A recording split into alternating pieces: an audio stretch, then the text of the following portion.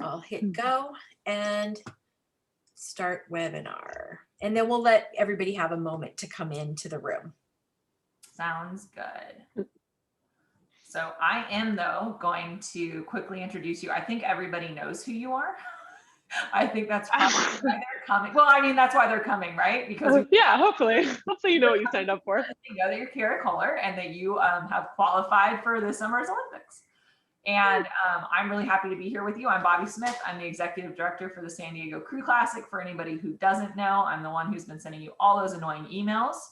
And we are really excited about tonight. So I thought I just slapped my hands. I thought the first question to ask you is, of course, how does it feel? You've qualified. How does it feel for the Olympics this summer? It feels incredible. It's such a huge relief, a long wait, really 9 years in the making since I made my last Olympic team, and then the disappointment of not making the Rio team fueling this Olympic campaign. It feels really great. It's a huge relief now that I can focus on my ultimate goal of winning the Olympics. Yeah, and I know I watched you at the start. I have to say the fact that you can start on the square is the most impressive to me ever. Sometimes it's not always perfect, but my coach Laurel always leading into racing, and then at regattas has me do some starts on the square just to practice, hands around. We're always working on basics. Yeah, you're definitely not going to be slow at hands around if you're doing it on the square. Yeah, gotta get them around, or you might be swimming. Don't want that at the start of a final or anything. And then also, I know the finish, like you were pretty far ahead at the finish, so that's got to feel good too, right? Yeah, it was comfortable. I was hoping for open water. That was my goal, and so I had that, and then just made sure I got to the line ahead. Yeah, didn't want to do anything crazy to mess it up, but yeah, I knew the race was going to be close for most of it, closer than it had ever been the past couple of years that we raced, because I know Jevi has been working her butt off and getting faster and faster. So yeah, I was prepared for it to be neck and neck the entire race and have to really push through the middle, the base, to get the lead I wanted.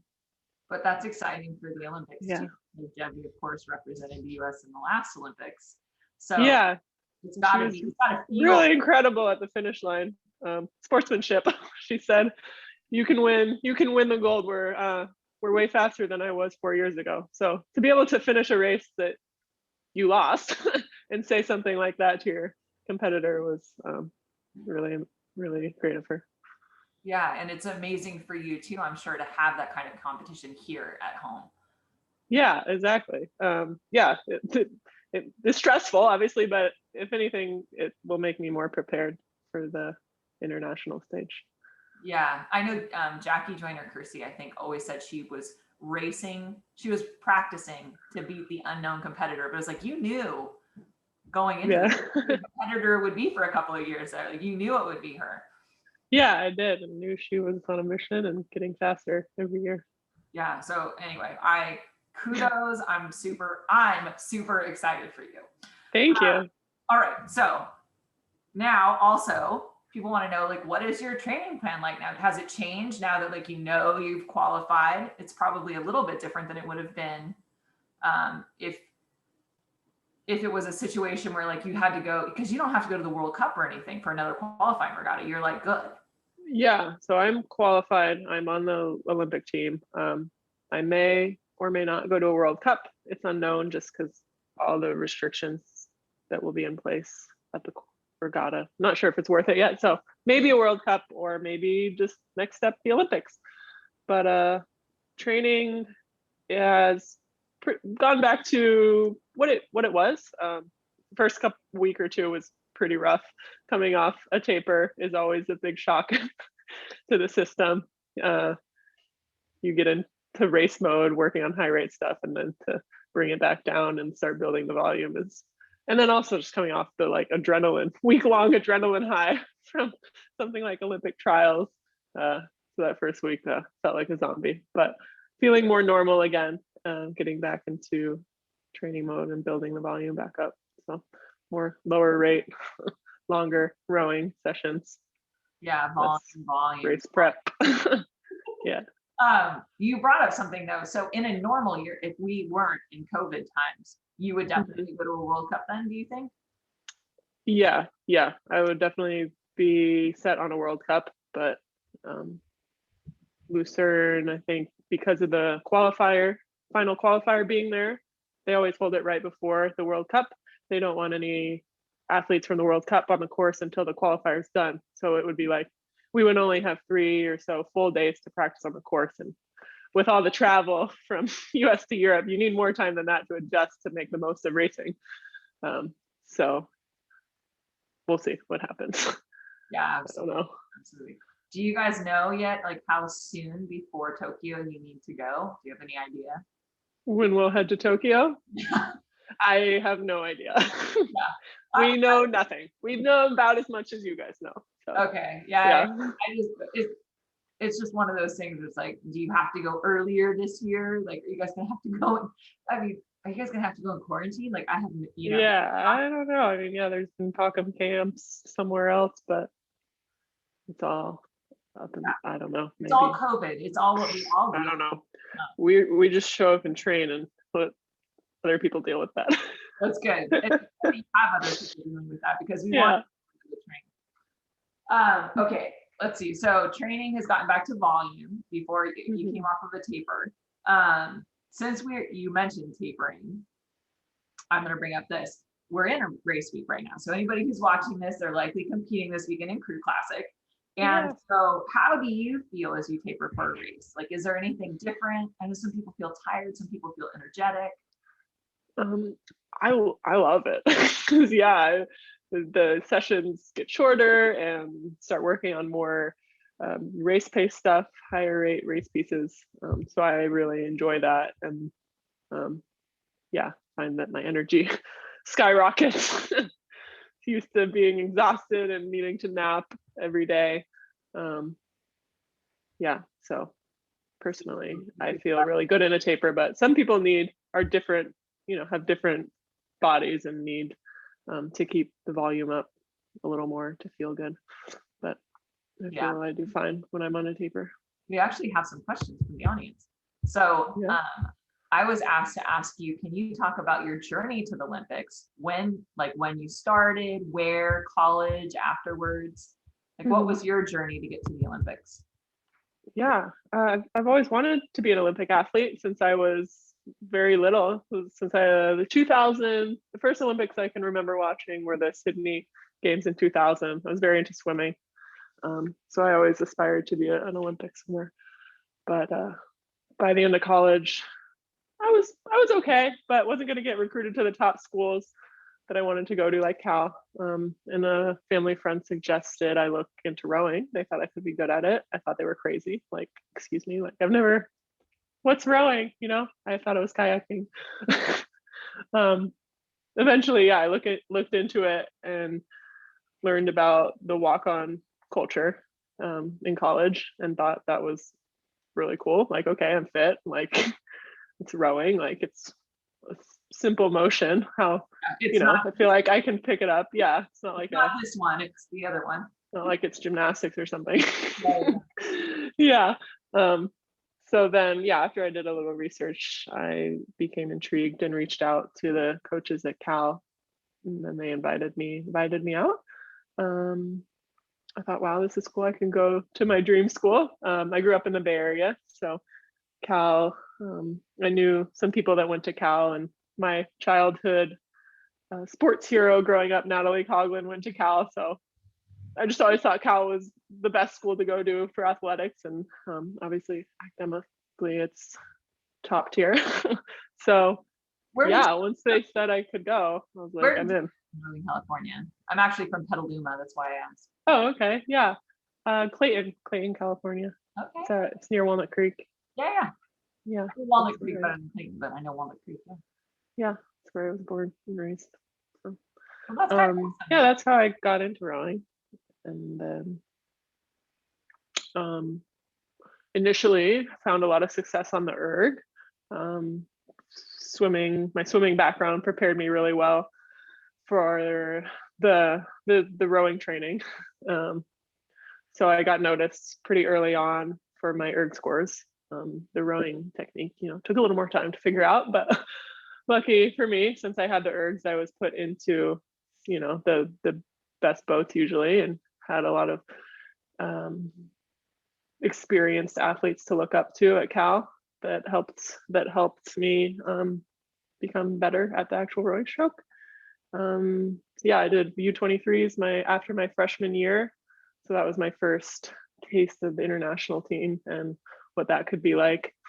I went back to school my sophomore year and then was invited to train with the senior national team 2011 to 2012. So the year leading up to London. So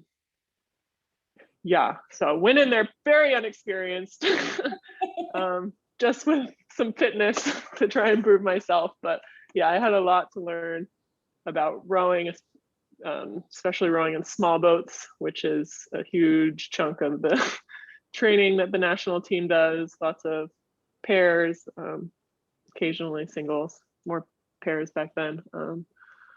But that was pretty overwhelming at first. So I put a lot of pressure on myself, and then suddenly you're rowing with the best athletes in the world, and it's like, holy crap, I'm doing everything wrong. So it took a while to remove some of the you probably blamed pressure. yourself too, right? Like it was never the other person's fault. It was always, of course, it was always my fault. Like, oh my God, I'm such a noob. I'm ruining it. But most people were really patient and helpful in teaching me how to row. Seems like it worked out pretty well. Yeah, it worked out. And then I ended up in the quad in London with, I'd sculled a couple. Yeah. I didn't know how to row the single very well, but they sandwiched me in the middle, and I had some good people to follow. Yeah. That was a good boat. I know Calmo was in there, right? Yeah, Calmo, Natalie Bell, and Adrian Martelli. Yeah, so you had some good people to learn from. Very lucky to race with them. Yeah. Awesome. Okay, let's see. What else do we have here? Well, here's one. What are your race day routines? So do you have anything special you do on race day? On race day, I try and keep everything pretty similar to what I would do before any regular training session. I do allow much more time to wake up in the morning, because often the races are pretty early. Like trials, our race was 8 a.m., 8:15 or something. I'm trying to be up by at least 3 hours before, give my body plenty of time to wake up and eat, and then just get to the course about 90 minutes early, and I start a land warm up. Typically I will run for about 10 minutes and then do some dynamic stretching, some core things to wake up my body, and then run to the bathroom a couple times and then meet my coach at the boat for a little pre-race talk. Time on race day? That happens for you too? You have to go to the bathroom all the time on race day? Usually, once before a warm up and then once after. Race day nerves. Yeah. Really plague you. Yeah. It's good to know that, it even happens to Olympians. Absolutely. Yep. The portos are swamped. Okay, and you said, so then is it time to launch at that point? Yeah, so then I'll meet my coach at the boat about 50 minutes-ish before my race, and we'll go over just a quick talk about the race. Basically my coach just telling me to breathe, and short race walkthrough, and then I launch. We've pretty much already discussed how the race will go and how I need to race my race before we get to the day. So there's not much to say. Yeah. And then I get on the launch about 40 minutes ahead of time, and start my water warm up. So that'll be about 5-ish K. Okay. And I'm assuming it includes all those normal things like some 10s, some starts, that kind of thing. Yeah, I'll do about 10 minutes of steady state. And then, you got to account for all the spinning time you do. Yeah, then I'll start building up the rate, some half slide builders to get the hands moving. Yeah, starts. And then I'll always do a long piece to feel the burn. Get accustomed to that. So get your body used to pumping. What do you mean by a long piece? A long piece, like about a minute. Okay. Minute to 80 seconds. Yeah, no, that makes sense. Like some people might like 5 minutes or something. It's like about 40 strokes. It's more than 20. Yeah. Yeah, more than 20, less than 50. All right, let's see. There's another question that I don't think we've had. Oh, here we go. Someone said, have you had to deal with any injuries along your path to the national team? And if so, how did you deal with them? I've been pretty fortunate to not have any major injuries set me back. I've had little niggles, as we call them, here and there that have, taken me out for maybe a week at most. But yeah, I've been pretty lucky to not have any huge setbacks aside from COVID. illness.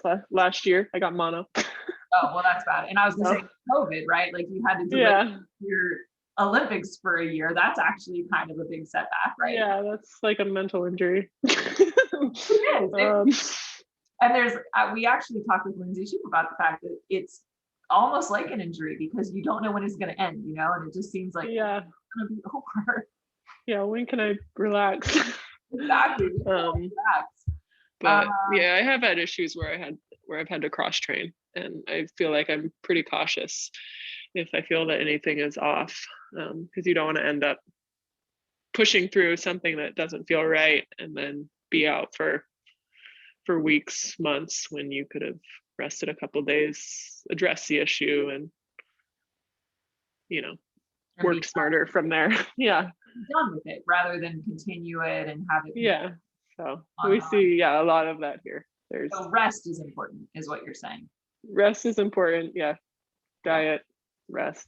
And then somebody's trying to figure out if there are other people that are guaranteed to be on the Olympic team this summer. They're asking questions. Oh, are you trying to get insight into selection for the women's sweep team? No one has been named to the team yet, and I have not seen any secret lists. Yeah, like who's in, who's not. Yeah, no, absolutely not. I have no idea. They are in the thick of it right now. Are you guys getting vaccinated? That was somebody asked. Is there any plan for you guys to get vaccinated? Have you been? I don't think anyone on the team has yet, aside from our physical therapist. I don't think most of us qualify. But yeah, we have actually just today, one of our team managers sent out a form, I guess, where we can apply, or however it works, put our name in, get on some kind of waiting list. Yeah, and it seems like, if you guys are going to be traveling to Tokyo, and you are, it might not be a bad idea. And they might actually require it, at some point. I don't think we'll be required, but it's, strongly recommended. Yeah, that's, I guess they can't really require it. Okay. Yeah. Any words of advice for the competitors for this weekend? Any words of advice for the competitors? So how does the regatta work? So it's here. I know it's crazy. Yeah. People are erging. It's a 1,000-meter race in a team of 8, and time team averages the times of all the ergometers. So everybody starts and finishes together. At the end of the piece, the 8 ergometers will add up to 16,000 meters. If it's a 4 quad or whatever, it'll be up to 8,000 meters. But it's constantly being averaged, so that it gives you the feel, at least, of being in the team again. There's that, and then there's also an on the water portion, which is a little different.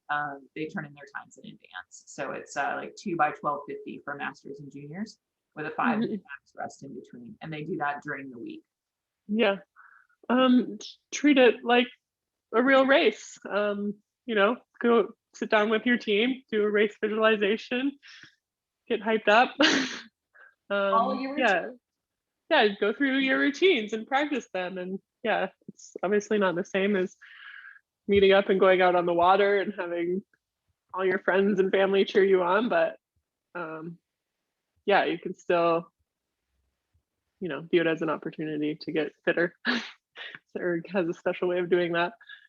Yeah. Yeah, have fun with your Do you teammates. have any special words of advice to like the young men and women out there maybe that are trying to make it to the Olympics? Is there, besides of course being an amazing athlete in the first place, right? Yeah. I mean, a lot of people don't click right away and are told they're too slow or they're not going to be good enough. And those are some of the athletes that have inspired me the most, that have, taken that and been like, well, I'll show you, and gone somewhere to a club or wherever and just put in the long, hard work. Patience is very important. I was actually just talking about this today with one of my roommates, a girl on the team. Her name is Moose, and Megan Moosnicki.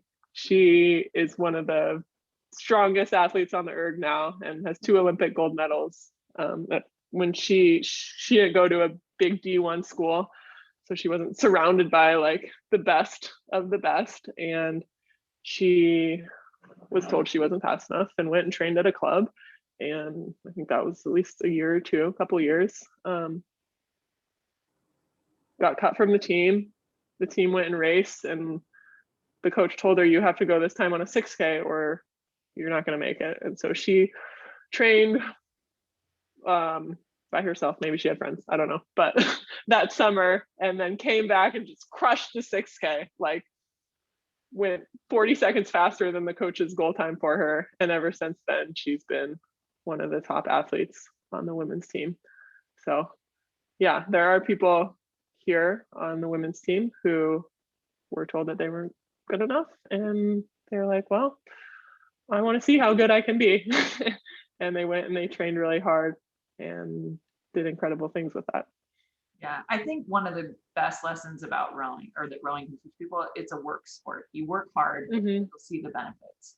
And that's kind of what you're saying, is like she just was stubborn and was like, I'll show you. She worked hard, and the end result is now she has 2 Olympic gold medals, which is she has 2 Olympic gold medals. Yeah, and there's always something to learn. So I think was the mentality that has helped me the past 5 years now, I guess, since not making the Rio team.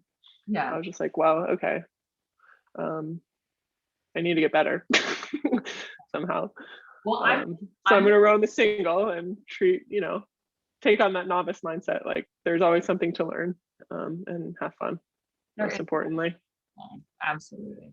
So I'm going to wrap it up. I know you need to get rest since you're now, training for the Olympics officially. Oh yeah. I'm going to tell everybody, anybody who's watching, this shirt here, it's called Black Girl Magic. It's from Relentless Rowing, and it's in the San Diego Crew Classic store. There's also the San Diego Crew Classic t-shirt, and it's all a fundraiser for Relentless Rowing Academy. So the Crew Classic actually doesn't receive any of the proceeds for it. It's just going as a fundraiser. So get your t-shirts and enjoy them. And I will say, I almost live in this t-shirt, which is probably really disgusting, but it is the softest thing ever. So get yourself one of these. Anyway, thank you, Kara. I really, really appreciate your time. And thanks for having me. Thank you. Good luck to all the competitors racing. Thank you. All right. Good night. Bye.